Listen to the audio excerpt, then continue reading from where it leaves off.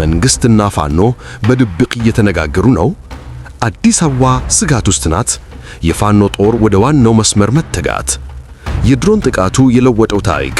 በወሎ ግንባር የተፈጠረው ያልተጠበቀ ክስተት። ኤርትራ እጇን አስገባች።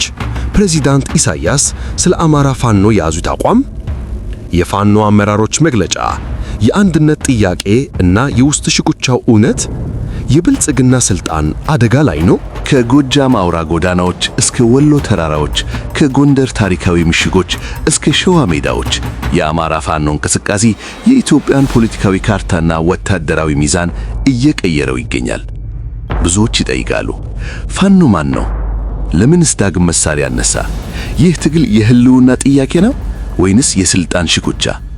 የመንግስትስ ቀጣይ እርምጃ ምን ሊሆን ይችላል? ሰላም ጤና ይስጥልኝ የተከበራችሁ የቻናላችን ቤተሰቦች፣ ዛሬ በአማራ ክልል እየተካሄደ ስላለው ከባድ ጦርነት፣ ስለ ፋኖ እንቅስቃሴ ወቅታዊ መረጃና ይህ ግጭት ወደየት እያመራ እንደሆነ በዝርዝር እንመለከታለን። በአሁኑ ወቅት በአማራ ክልል የሚገኘው የፋኖ እንቅስቃሴ እጅግ ሰፊና ውስብስብ ወደሆነ ምዕራፍ ተሸጋግሯል።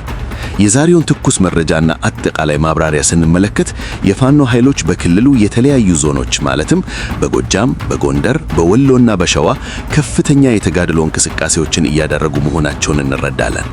በተለይም በቅርብ ቀናት ውስጥ በመንግስት በኩል የቀረበው ክስ ውጥረቱን አዲስ መልክ ሰጥቶታል።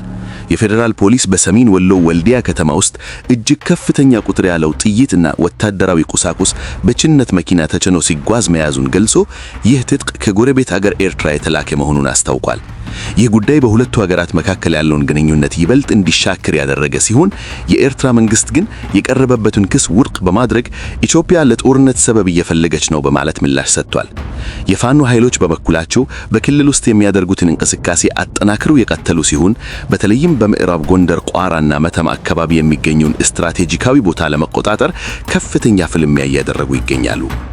በመተማ በኩል ወደ ሱዳን የሚወስደውን መስመር በመቆጣጠር የመንግስትን የአቅርቦት መስመር ለመቁረጥ አልመው እየተንቀሳቀሱ መሆናቸውን የውጊያ መረጃዎች ይጠቁማሉ።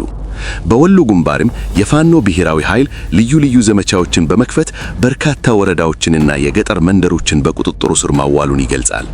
የመንግስት መከላከያ ሰራዊት በበኩሉ የድሮን ጥቃቶችንና ከባድ መሳሪያዎችን በመጠቀም ፋኖን ለመምታት ጥረት እያደረገ ቢሆንም ግጭቱ ወደ ከተሞችም ጭምር እየተስፋፋ መጥቷል። የፋኖ አመራሮች እንደሚናገሩት አሁን ላይ የትግላቸው ዓላማ የአማራን ሕዝብ ህልውና ማስጠበቅና በኢትዮጵያ ውስጥ ፍትሃዊ ስርዓት እንዲሰፍን ማድረግ ነው። ትግሉ ከተጀመረ ረጅም ጊዜ አስቆጠረ ቢሆንም አሁን ላይ ይበልጥ የተከናጀና በየአካባቢው ያሉ እዞች እርስ በርስ የሚግባቡበት ደረጃ ላይ መድረሱን ይገልጻሉ። የክልሉ ጸጥታ ሁኔታ እጅግ አሳሳቢ በመሆኑ የንግድና የትራንስፖርት እንቅስቃሴዎች በተደጋጋሚ ይስተጓጎላሉ። በተለይም ከጎጃም ወደ አዲስ አበባ የሚወስዱ መንገዶችና ከወሎ ወደ መሃል ሀገር የሚገቡ መስመሮች በጦርነቱ ምክንያት ስጋት ውስጥ ናቸው። የሰብአዊ መብት ድርጅቶችም በክልል ውስጥ ባለው ጦርነት ምክንያት ንጹሃን ዜጎች ለሞት ለስደትና ለከፍተኛ እንግልት እየተዳረጉ መሆኑን ይገልጻሉ። የድሮን ጥቃቶች በገበያ ቦታዎችና በመኖሪያ መንደሮች ላይ ጉዳት እያደረሱ መሆኑን የሚያሳዩ ሪፖርቶችም በየጊዜው ይወጣሉ። የፋኖ ኃይሎች በክልል ውስጥ ካላቸው ሰፊ ህዝባዊ ድጋፍ የተነሳ በመንግስት ኃይሎች ላይ ድንገተኛ ጥቃቶችን በመሰንዘር የመከላከል አቅማቸውን እያሳደጉ ይገኛሉ። በትጥቅ ረገድም ከመንግስት ኃይሎች በማረኳቸው መሳሪያዎች ራሳቸውን እያጠናከሩ መሆናቸውን ይናገራሉ።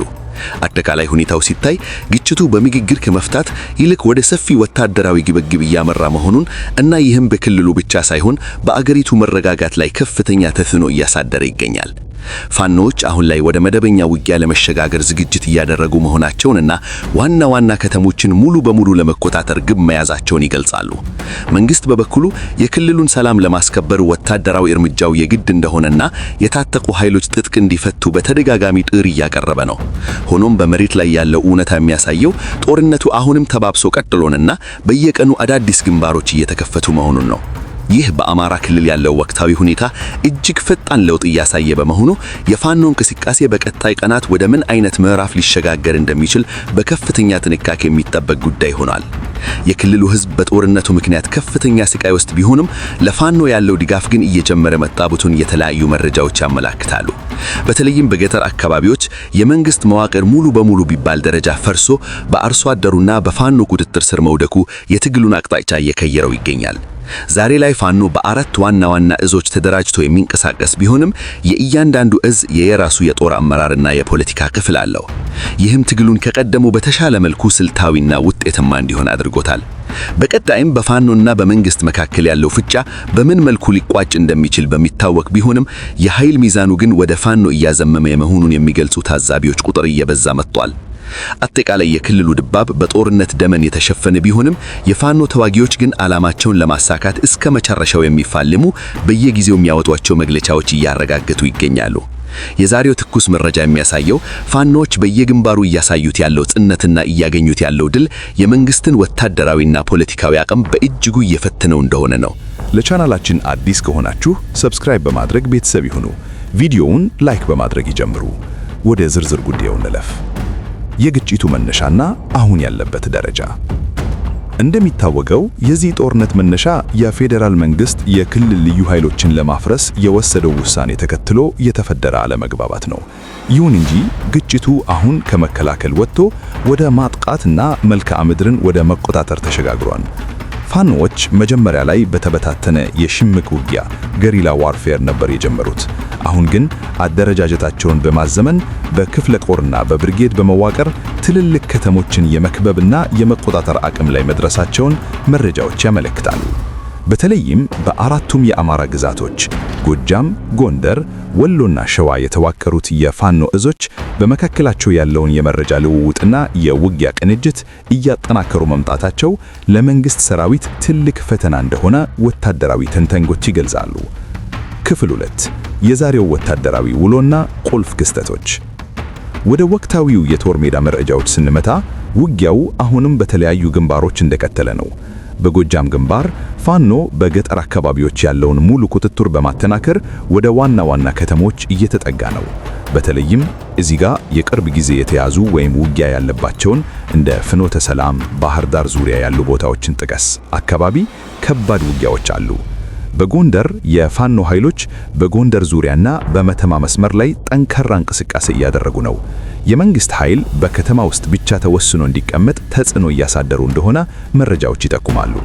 በወሎና በሸዋ በተለይም ወደ አዲስ አበባ በሚወስዱት ዋና መንገዶች ላይ አልፎ አልፎ የመንገድ መዘጋትና የደፈጣ ውጊያዎች እየተስተዋሉ ነው። በሸዋ የፋኖ አደረጃጀት ወደ አዲስ አበባ በቅርብ ርቀት በሚገኙ ወረዳዎች ሳይቀር እንቅስቃሴ እያደረገ ነው። መንግስት በበኩሉ ይህንን